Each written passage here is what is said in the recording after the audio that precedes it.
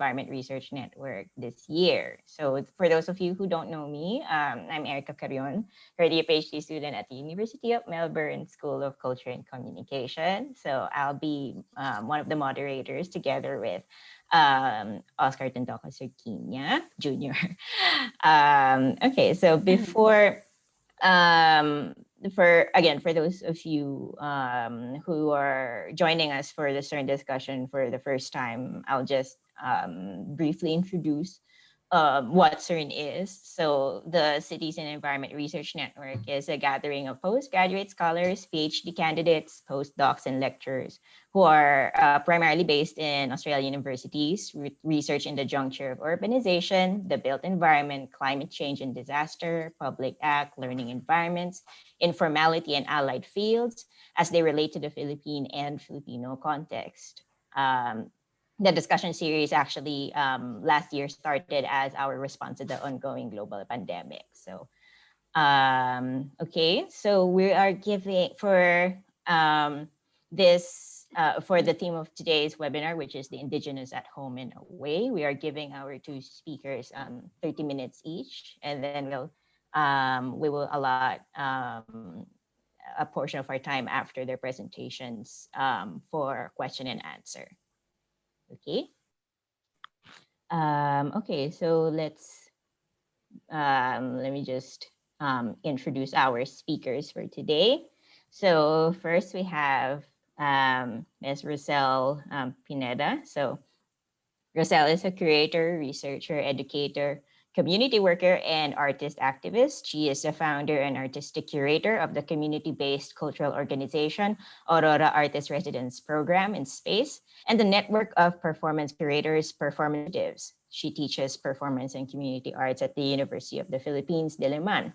She is currently finishing her PhD in Creative Arts degree at the University of Wollongong, New South Wales, Australia, on creative collaborations with the Domaget Indigenous peoples of Dingalan, Aurora Province, Philippines.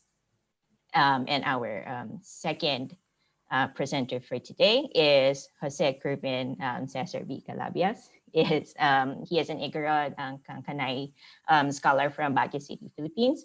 He earned his undergraduate and graduate degrees in language and literature at the University of the Philippines, and he is currently a research postgraduate student in cultural studies of the Department of Cultural Studies at Lingnan University in Hong Kong, where he is working on an ethnography of Igorot domestic workers made possible through the Hong Kong PhD Fellowship Scheme and the Belt and Road Scholarship. Before commencing his fellowship, he taught courses on literature and arts at De La Salle University in Manila, Philippines. Okay, so we'll start first with Roselle's presentation, which is on, and the title of her presentation for today is Curatorial Practice as Community Work, Developing the Adow no Domaget 2020 KKK Radio Program Festival in the Time of Physical Distancing. So we'll give the floor to Roselle now to begin her discussion. Thank you. Magandang hapon sa lahat. Dapat pala urban studies pala to, dapat pala yung hip-hop studies ko yung aking i-share sa inyo.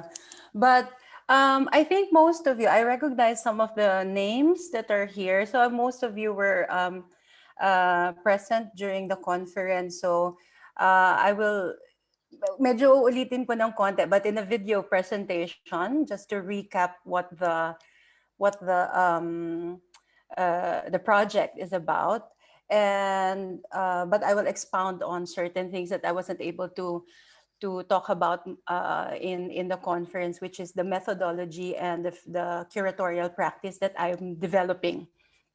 Not only in relation to this project, but in general, in my more than 20 years of community and cultural work and dramaturgical work as well. So this is kind of the curatorial practice that I've developed through time as a director, dramaturg, cultural worker, and that has figured in as actually a framework for the development of the radio program festival that I'm going to talk about today. Aside from that, also, I'm going to expound on kind of the conceptual impetus for the radio program. So, mas mapapalawig natin yung mga ilang interesting and probably things that you can relate to in relation to how you are developing your own conceptual framework, methodology, especially in changing conditions on the ground, lalo na if we're talking about ethnography and urban studies. Okay, so I'm going to share my screen. Nooks.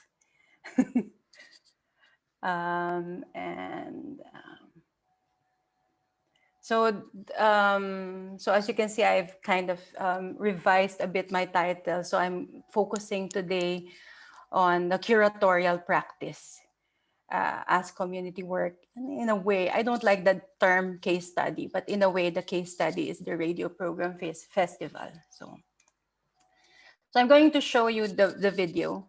It's the overview of everything. And then I will expound on certain concepts after the video.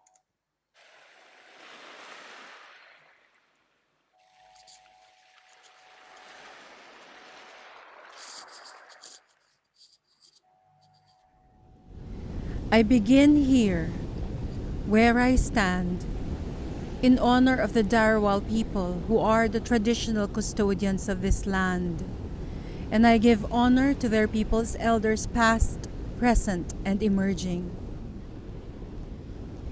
This is where I'm temporarily located, in Wollongong, New South Wales, Australia, where the beautiful escarpments line the fine white beaches of the Wollongong coast before opening into the vast Pacific Ocean. This is also probably the longest that I have stayed here, as I could not travel at this time because of the pandemic.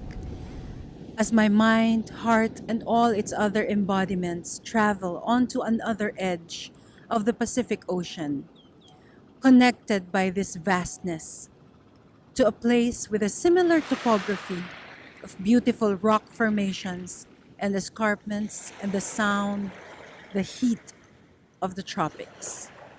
That served as home to my residency, my ARPS or Aurora Artist Residency Program and Space Art Collective, research area, and creative laboratory in Dingalan, Aurora Province in my homeland, the Philippines. The land that is also the ancestral domain of the Domaget Indigenous peoples, my community partner and creative collaborators, my family in so many ways. And it is in this that I want to honor the Domaget people who are the traditional custodians of the land where I reside and create from. I also give honor to the indigenous peoples in the Philippines and around the world, whom I stand for, I stand with, and I stand together towards this struggle for ancestral lands, right to self-determination, and cultural pride.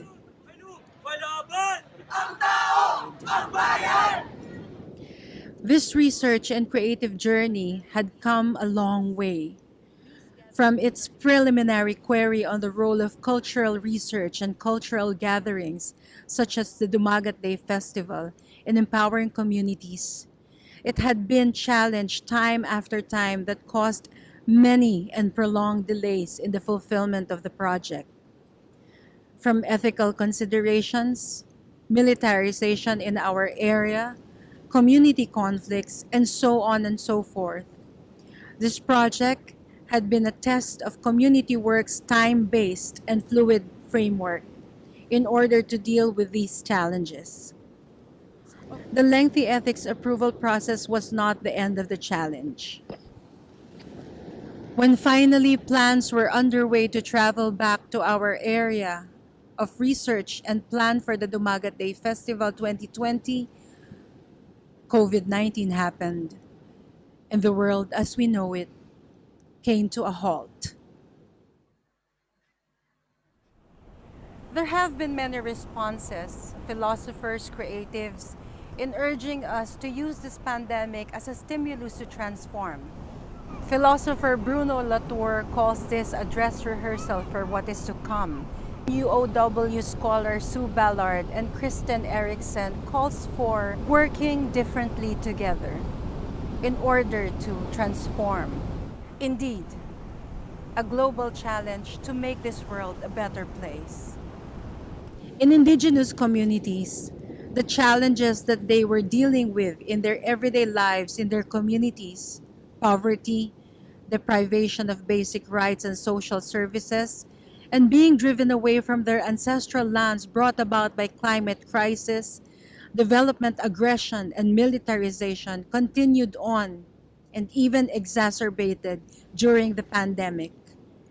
And on the 15th of April 2020, despite the hardship of getting even a mobile signal in these remote communities and amidst total lockdown in the area, I received news from our Domaget community that some of our community members, cultural leaders, and elders were sworn by the Philippine military as members and or supporters of the Armed Revolutionary Group, New People's Army or NPA, as part of their counterinsurgency program Executive Order 070.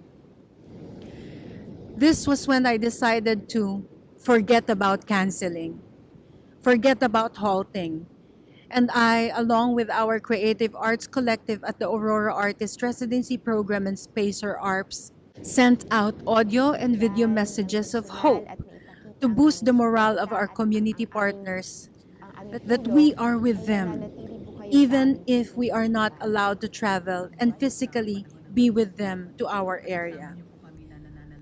This was when I thought consciously and conceptually about the power of the voice and transmission as very important tools, not only in continuing communication with our community despite distance, but also as power, as real power to bring out the stories from these communities amidst lockdown, amidst forced isolation, to respond to community needs despite no mobile or internet signal or any access at all. Natin ang Adow ni Domaget sa anumang paraan upang maramdaman natin ang ating pagkakalapit sa kabila ng krisis na ating kinakaharap. As a result, the Adow ni Dumaget or Dumagat Day Festival 2020 KKK Kwento, Kultura at Kalusugan Radio Program Festival was conceived. The radio program ran from 9th of May to 20th of June 2020 and transmitted via the local radio station 102.9 FM Radio Kaedu, run by the local government of Dingalan.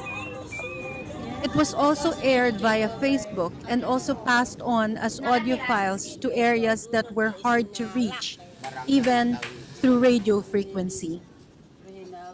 At dito nga natin na napagtanto na napakahalaga na magkaroon tayo ng isang piyesta ng mga tinig at piyesta ng mga tunog sa pamamagitan nitong radyo programa natin. In total, we aired 6 episodes that included segments on Indigenous cultures, community health and empowerment, creative solidarities, community stories, COVID-19 related global and local news, and community meeting and or gathering, locally called Pasurot-Surotan.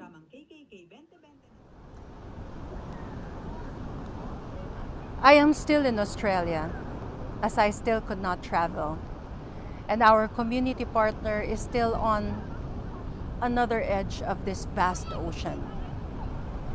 But the voice, my voice, their voices were certainly heard, certainly traveled, and were certainly transmitted. We heard the voice of the community, and our voices were certainly heard by them. And this is how we made each other felt, be present to one another, and transform and create another form of gathering, even in this forced isolation, even in this distance, even across this vast ocean. But it's certainly more than that. This project also underscored the importance of creative thinking, because it allowed us to look elsewhere, to look for elsewhere when there is none. This is the challenge that matters. This is the creative impulse that matters. This is Roselle Pineda, signing off.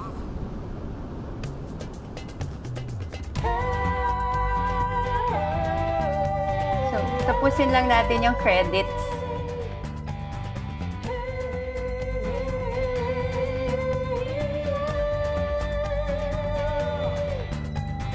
Kwento, kultura at kalusugan. Kwento, kultura at kalusugan.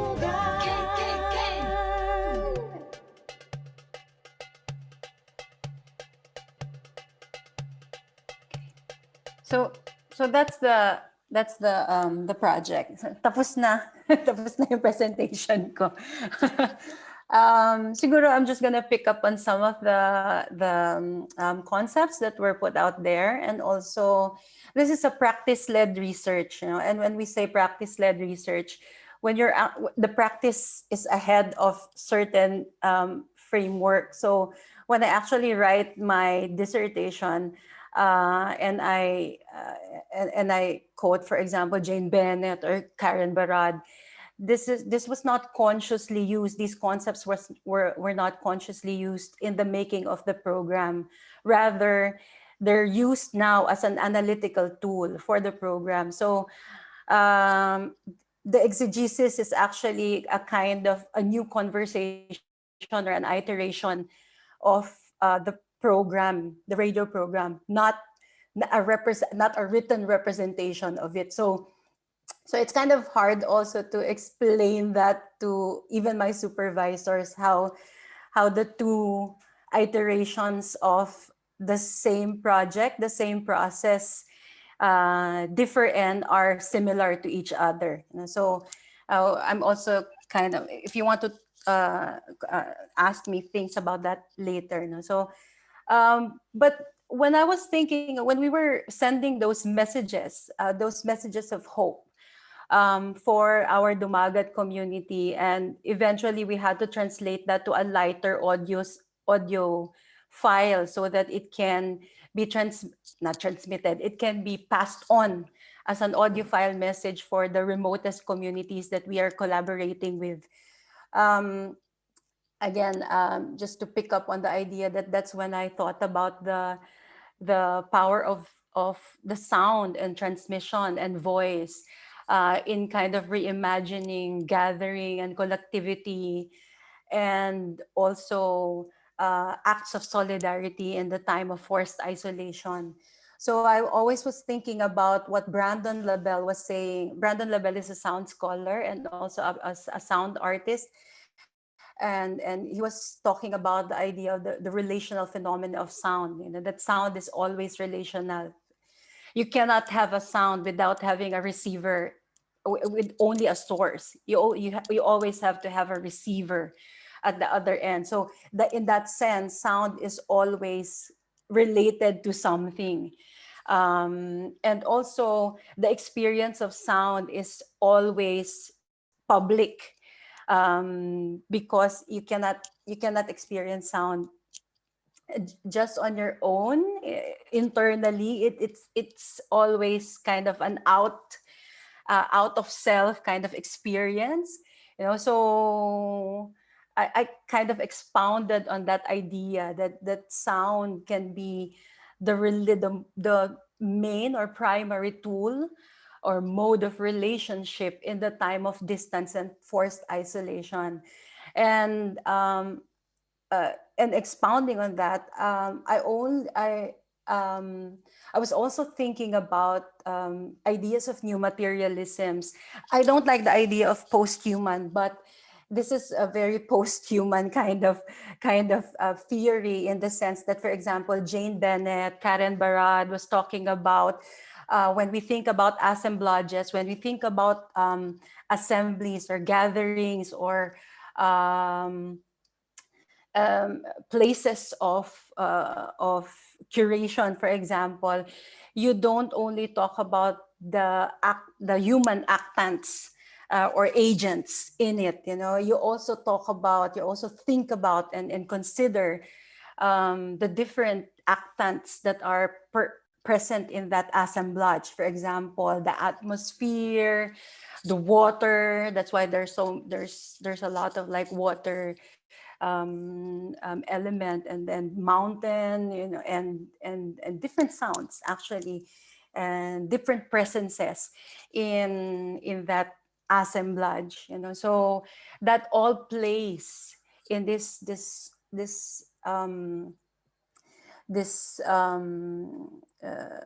in creating this kind of gathering. And Jane Bennett, for example, she says that if we take away, if we defocus on the agency of human, and we decenter that agency towards also other actants, non-humans, and then the ego of the human centric and then it's more ethical to think about things that way, because you find out, or you realize that humans are not the only ones existing in this world. And so the idea of care is more lateral, is more horizontal, rather than the more Anglo-American idea of human centrism. So it does have its merits in that sense, especially if you think about indigenous beliefs. For example, in many of the conversations that were featured in the radio program were the elders talking about how pre the Tagalog, colonial din ng Tagalog sa kanila, pre the entrance of the Tagalogs in their area, they could talk directly to the spirits, or they call it maligno, the malignos around, and susut-sutan lang nila, or they will just say that to the rain, and the rain will stop. So there's there's one story that we also featured in the radio program that's of a similar idea of the indigenous knowledge, that's they are kind of living, they're living in harmony with all these different non-human actants. And in that way, they become more ethical custodians of the environment. So yan. So let me just read so that I won't blabber. So the possibility of transmitting our voices and messages to and through the remotest areas where our communities were located almost instantly sparked the idea of shaping an ecology of sound that would enable new ways of imagining and embodying presence and gathering amidst isolation, physical distancing, and visual absence. Drawing from Brandon LaBelle's idea of relational phenomena of sound, I began to develop a sound-based event in which sound would be used to create a platform that would allow us to converse, assemble, gather, and to a certain degree, celebrate the way we had been during the past Domaget Day festivals. An immersive festival of voices and sounds, so to speak. And that was how the Adow ni Domaget 2020 KKK Kwento, Kultura at Kalusugan sa Katutubong Komunidad Radio Program Festival was convened. That's why I didn't drop festival, because the festival has always been central to the idea of the gathering. And we adapted several features of the festival in the radio program format as well. Using radio as the main mode of transmission and format of the 2020 edition of the Domaget Day Festival was primarily out of necessity. Being located in remote areas where mobile and internet signals were hardly existent, radio broadcast remains as one of the more stable communication lines between the Domaget communities and the municipality center, APROTEC, Appropriate Technology. Hence, the trendier online virtual platform was never a viable choice. In addition, I also wanted to explore the potential of the radio magazine format to exhaust the affective power of sound, voice, narration, and the imaginative potential of radio programming to create the so-called theater of the mind. And at the same time, utilize its pedagogical potential to disseminate information and initiate conversation on the topics surrounding Indigenous knowledge and practices, community health, and the current pandemic. So maybe I'll skip to that, to the framework, the curatorial practice. I had just launched the ARPS in 2017 when I was invited by the Domaget community, just to give a background, to collaborate with them in curating the first Domaget Day Festival to be launched in 2018. I accepted without hesitation, but was immediately faced with a dilemma because I had to embark on a PhD journey in Australia around the same time.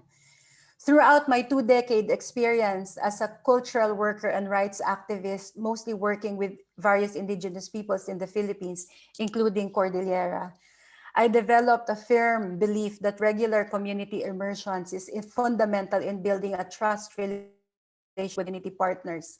And I was afraid that I might not gain a thorough sense of the conditions and dynamics of the community that was essential in shaping a curatorial framework for the Domaget Festival if I have to stay overseas most of the time.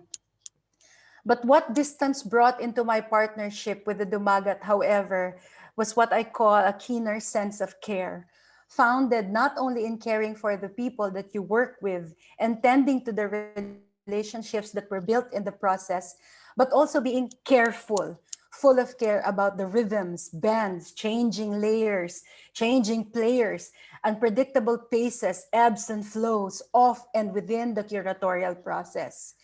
A process attuned to the movement of humans and non-humans that comprise a community and its environment and gives value not only to key performance indicators, which I hate, of a project, but also to miscommunications, mishaps, conflicts, and the long and arduous process of recognizing mistakes, making amends, devising adjustments, and overcoming struggles together. This condition allowed for the emergence of a curatorial practice based on community work, which I call immersive curation and fluid methodology. Briefly, immersive curation, as I develop it, is a curatorial practice based on 2 principles of immersive action. 1, community immersion, pertaining to the practice of spending regular or prolonged periods of time in communities and their environment to be able to observe, listen to, research on, and embody the community's atmosphere and dynamics. Through community immersion, curatorial concepts for a project can emerge. So you don't go there in the community having a curatorial concept already. This is collaborative from the very start and consultative from the very start. More collaborative, really, not consultative.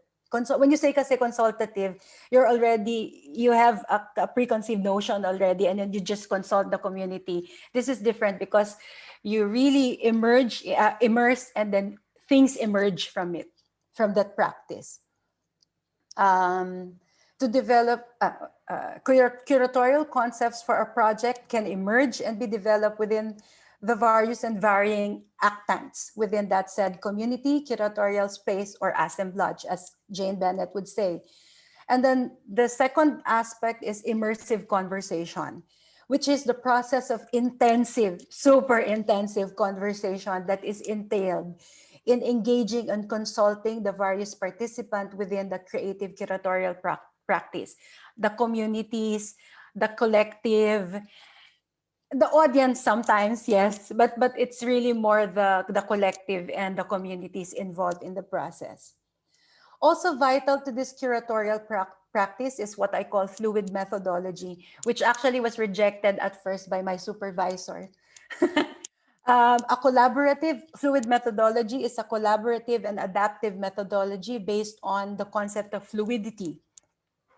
This methodology, which comes from a position of movement, not a position of perspective, draws from two characteristics of fluidity, namely, one, the concept of liquidity, which allows curators and other actants within the creative process to, quote unquote, behave like liquid in navigating, taking various shapes, and allowing for flexibility in adapting to the changing conditions on the ground. And two, the concept of flow. In order to recognize the various flows, streams, waves, bends, and directions that different encounters and conversation bring in the creative process and capture them into project iterations. So in project-led research, it's iterative rather than performance indicators that are key. So talagang it develops as you go along. It's so hard to explain that also to the supervisors. So from this curatorial practice became the foundation for the collaborative method and curatorial process that shaped the Domaget Day Festivals 2018 and 2019 and now 2020. I'm going to discuss another important aspect of this collaborative space, collaborative method, which is saluhan, as in saluhan. As with the curation of the 2018 and 2019 Domaget Day Festivals, immersive curation and fluid methodology were fundamental in curating the Adow na Domaget 2020 KKK radio. On one level, my years of community immersion and immersive conversation with the Domaget were key towards one, envisioning a festival that embodies their aspirations as a community, two, shaping an event that is ethically in tune with community goals, three, implementing a program that is appropriate for community conditions even in distance. And on the other, fluid methodology became vital in quickly responding to community needs, as well as in navigating through the precarity of the situation brought about by military presence in our community and the forced isolation that they were experiencing because of the pandemic.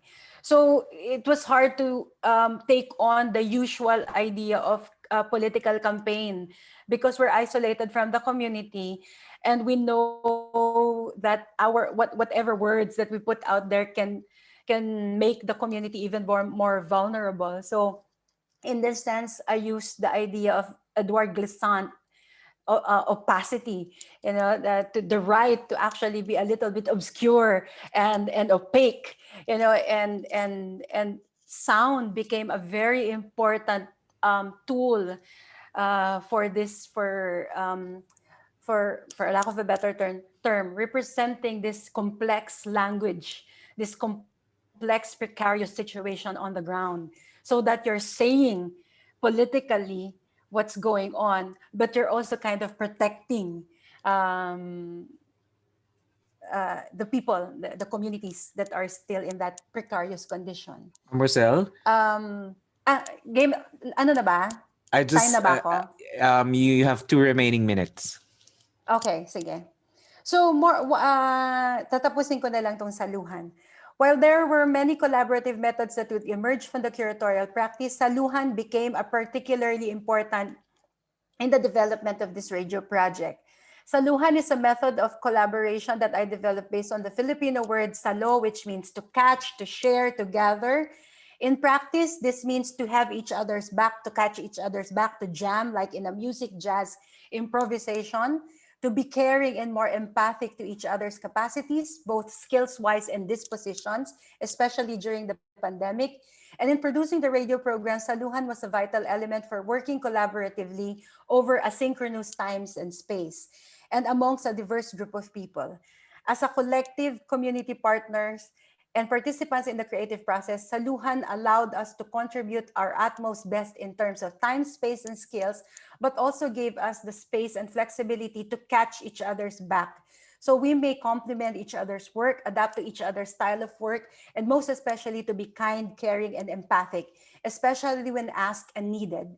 Saluhan allowed us to share our stories, but also share our load, be each other's support system, especially in this time of pandemic. And finally, saluhan allowed us to gather to feel and understand that we are indeed present in and with each other despite distance. Thank you. Okay. Thank you. Thank you so much, Roselle. We will, Siguro, Adow will hold all of the questions for until the end of the second presentation. But for those who already have questions, we can you can type it also in chat, and we'll read them out later during the Q&A portion. Okay, thank you. So we will now move on to Kervin's presentation called Affective Bodies and Precarities, the Igorot Domestic Worker Activist of Hong Kong. I'll hand the floor over to Kervin now. Hello, good afternoon. Can everybody hear me? Yes.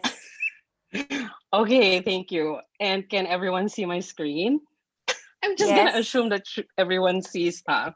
Anyway, so again, no special thanks to Erica and Oscar for this invitation to do this talk, and of course to the relevant team from CERN that organized this lecture series. I'll be reading from a script, so please bear with the very mechanical presentation. What I'll be presenting today is a section of a chapter in progress from my ethnographic project among Igorot domestic workers in Hong Kong that began around the second quarter of 2020.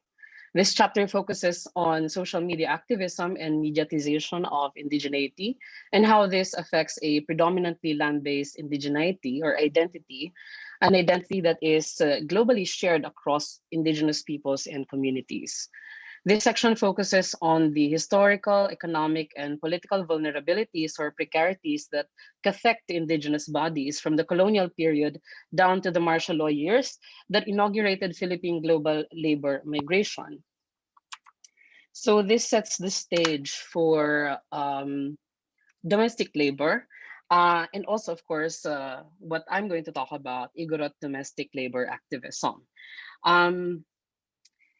These also focus on the contemporary visualizations and visibilities of Igorot bodies in the viralized conditions of social media activism or campaigns that ironically hinge on the disappearances of indigenous bodies and communities under the Duterte fascist state, coupled with the diminishing effects of the continued outmigration of Igorot subjects in diaspora.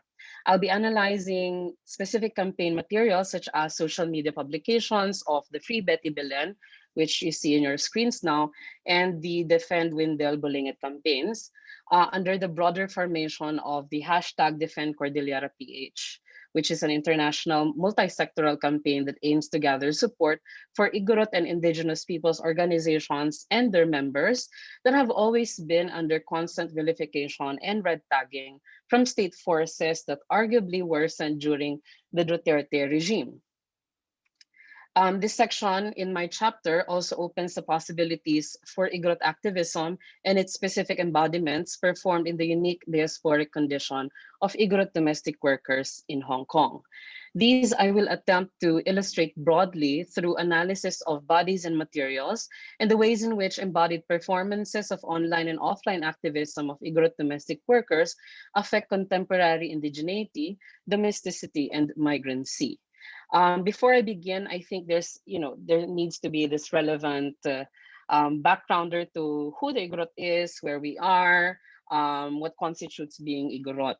That provides, I think, the relevant context for talking about Igorot in diaspora. So the Igorot is a collective term for several indigenous groups that inhabit the landlocked region of the Cordillera in the major island of Luzon, which is around 240 kilometers from the Philippine capital of Metro Manila.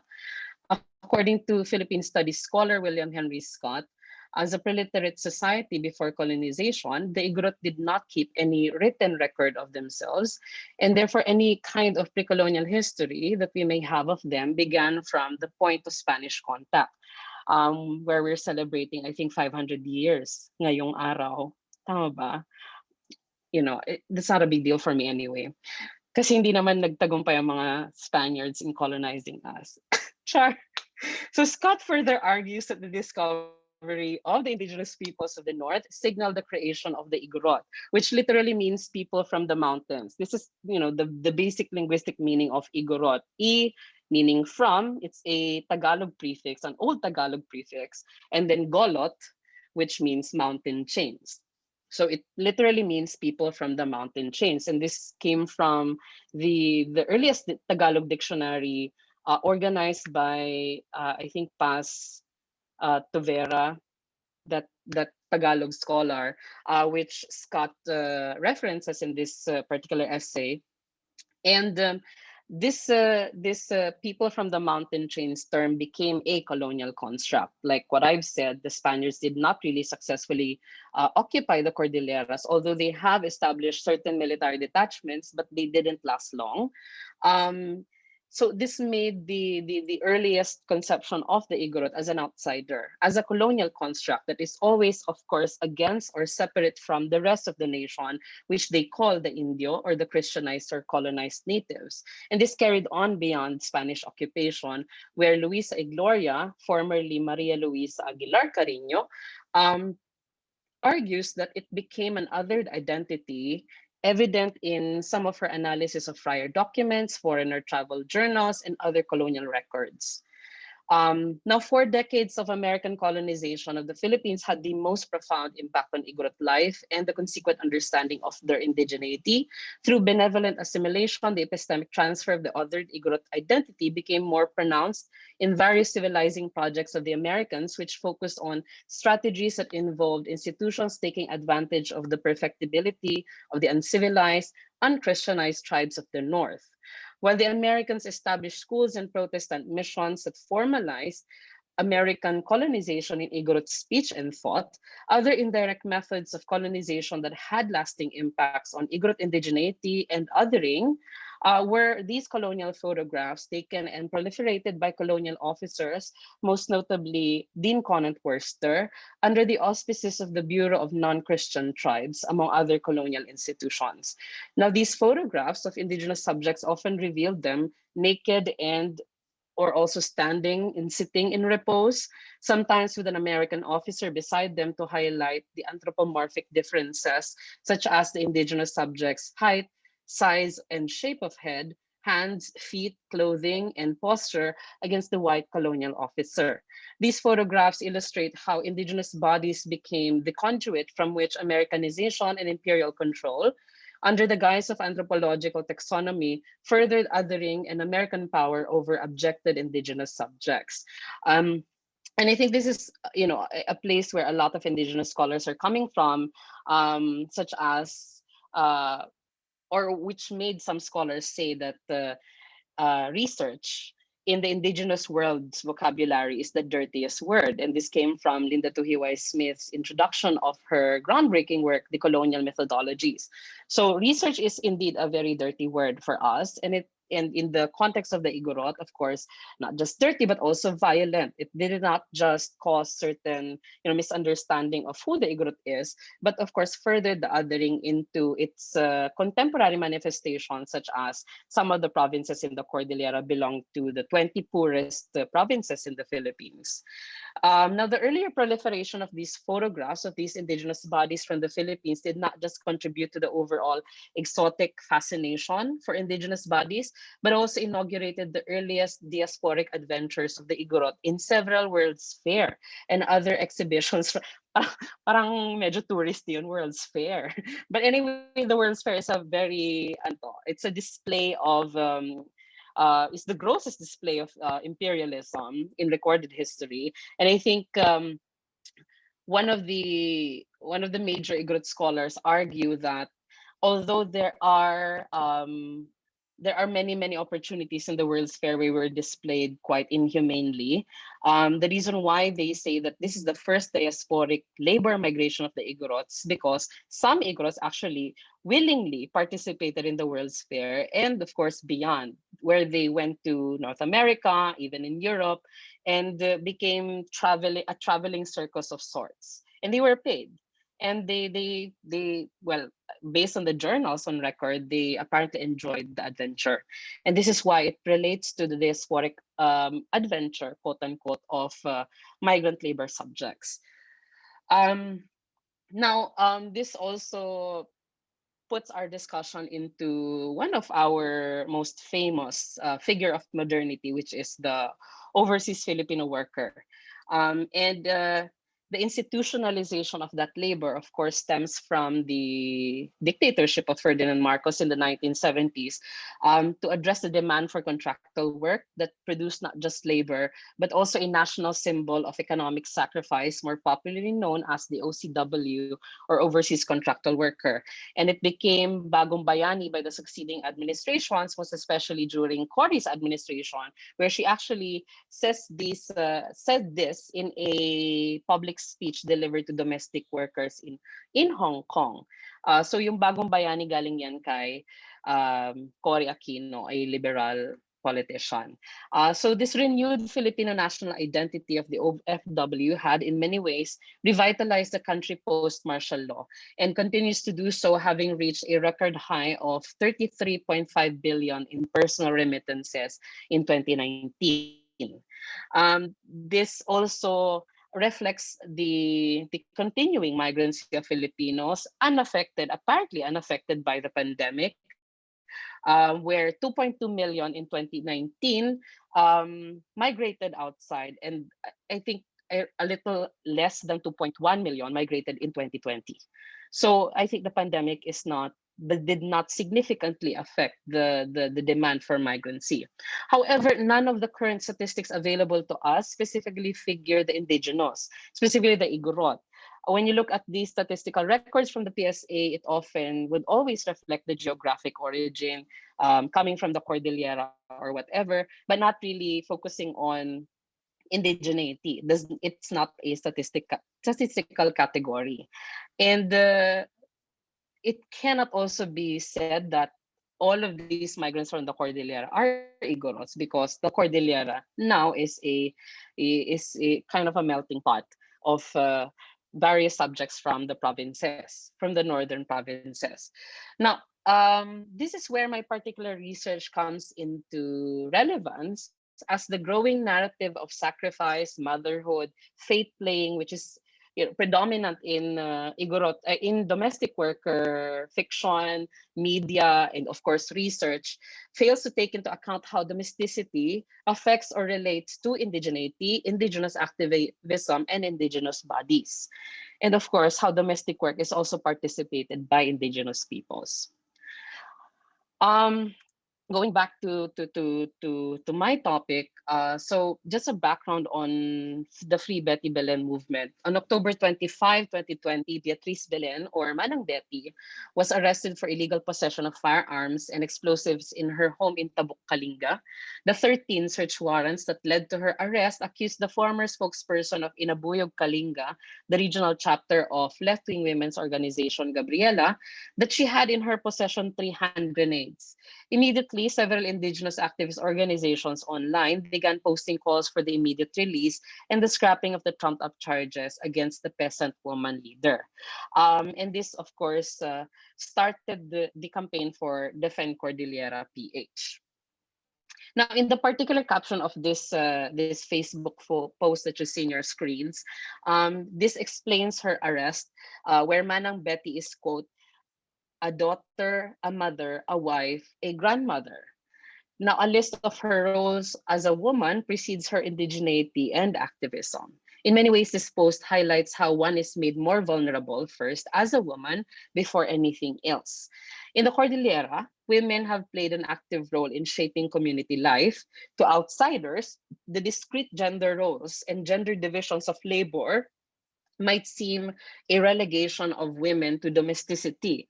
But on the contrary, in egalitarian societies, such as in most Cordillera indigenous communities, domestic duties are considered as important as warfare. For the Igorot woman, the non-remunerated life of domestic servility conversely plays an essential role in contemporary Igorot activism. One is celebrated, made essential, and in the case of Manang Betty's arrest, made into a target for Duterte's heterofascism that has always been insecure of femininity, womanhood in all forms and disposition.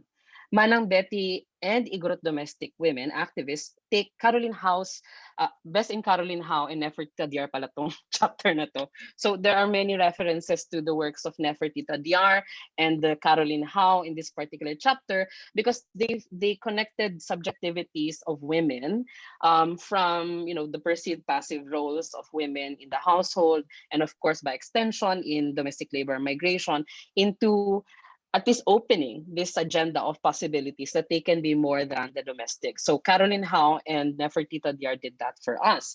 So for Manang Betty and Igorot domestic women activists, they take Caroline Howe's oblationary sacrifice of the women's body, partaking in armed revolution, a step further by extending sacrifice within the perceived confinements of domesticity.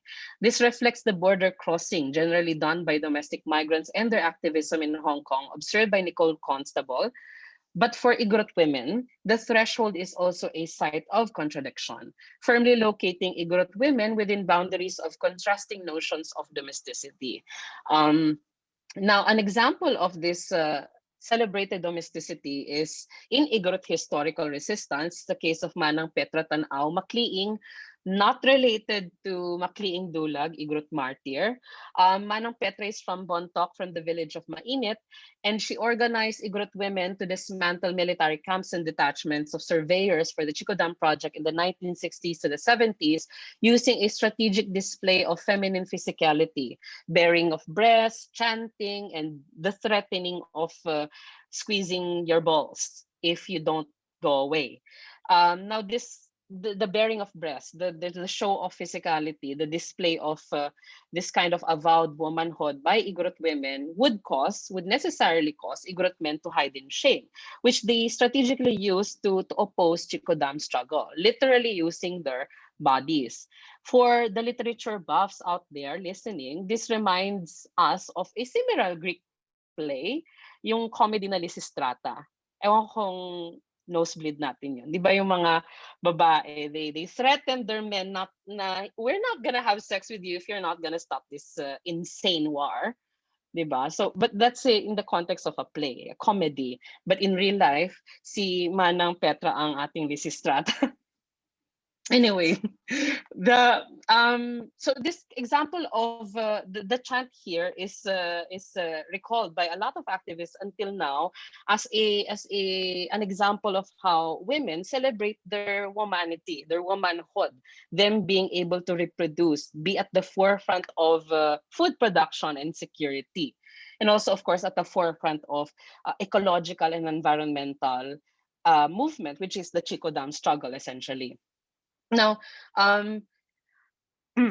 these historical and domestic conditions undergird the complexity of Igorot activism performed by Igorot domestic workers, highlighting the multiplicity of bodily roles as they embody activism borne by, to use Caroline Howe's term, and also to twist it in a way, an engendering of their bodies that are now used in the emancipation of their fellow Igorot woman. Most of the concept of this oblationary sacrifice, which is present in the armed revolution in the Philippines, where women also participate in, came from this chapter of Caroline Howe in her book on the subject of the nation.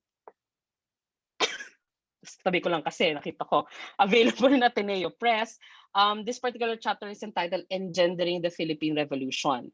So yung engendering na to, she uses it in two ways, di ba? Engendering as both using gender or gender as for grounding the movement, and also engendering as causing a revolution. But in my case, I'm using engendering in a different way, as it engenders the revolution or the movement or migrancy or activism. It works with or hinges on domesticity, which I think Caroline Howe does not really support, especially in the overall framework of how she analyzed the Philippine Revolution. na lumalabas pa rin ang heteropatriarchal tendencies.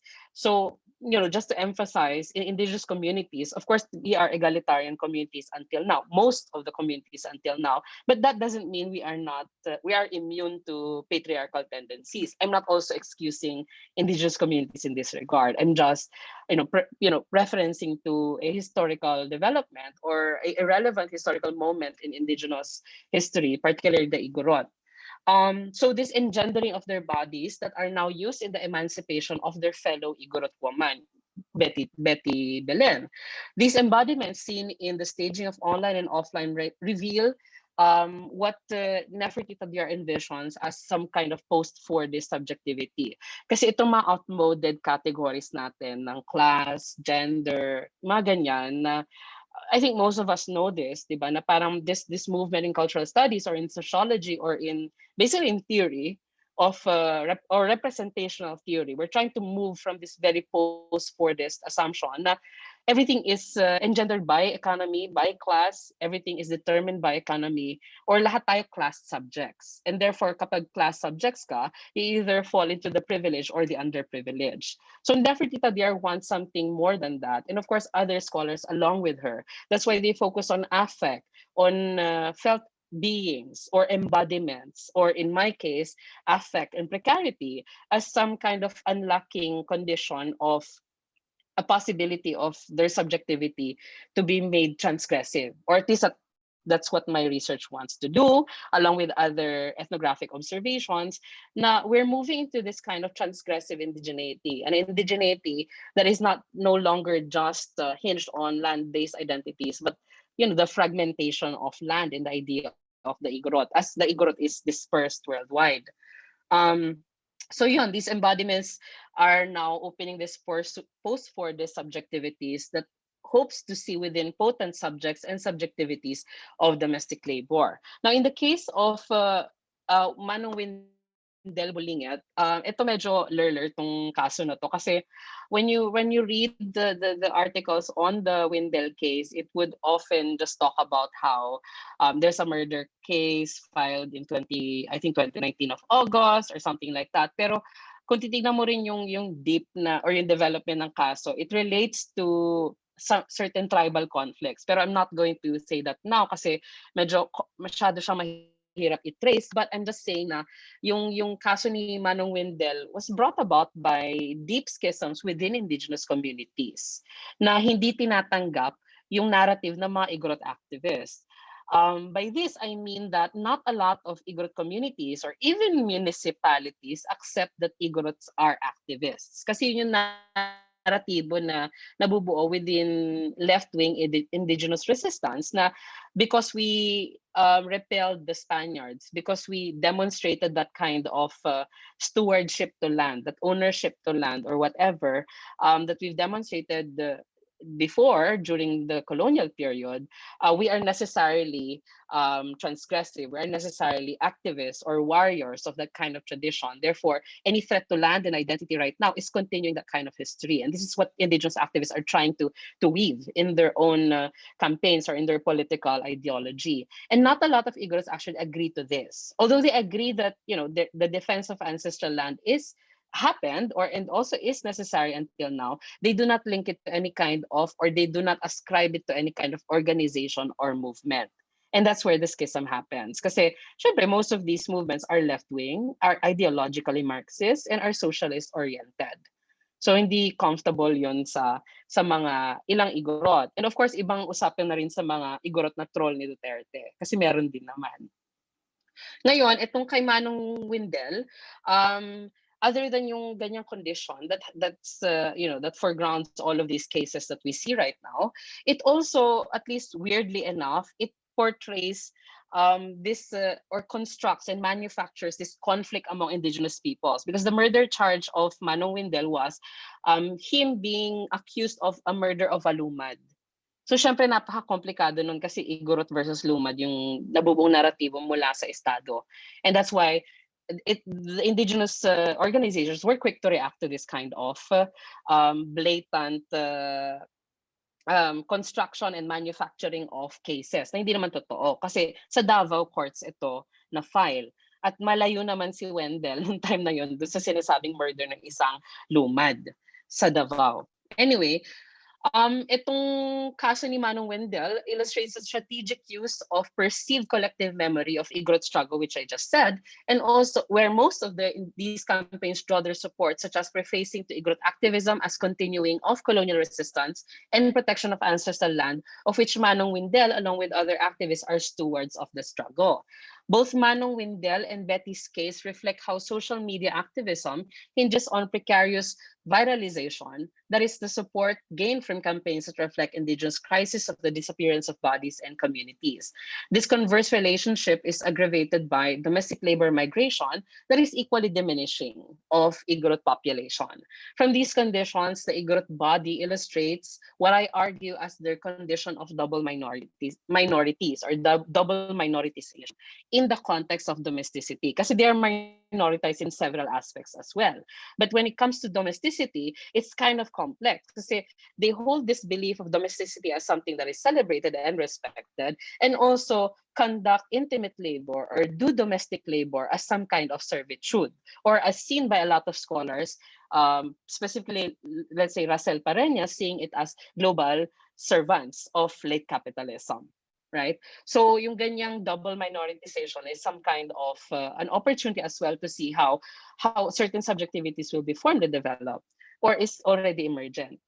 This created a unique condition of transgressive indigeneity that I'm hoping to unlock that pervade not just the offline staging of transgression through migrant activism, but also pierces and constructs what Lisa Law has earlier observed in digital migrant activism as the symbiotic cyber public.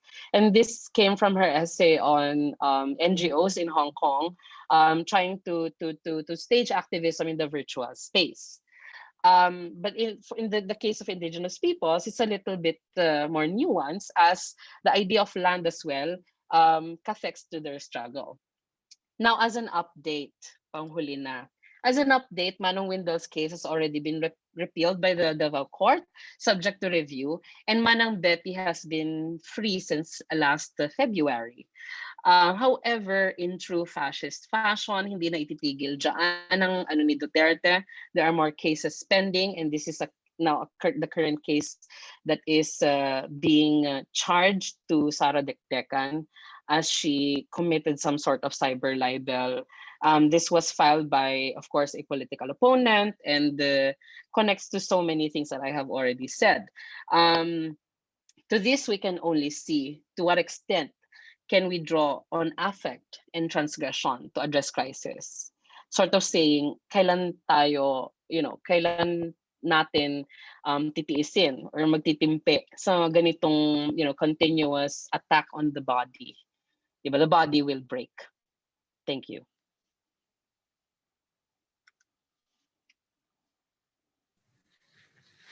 Okay, thank you very much, Kervin, for that discussion.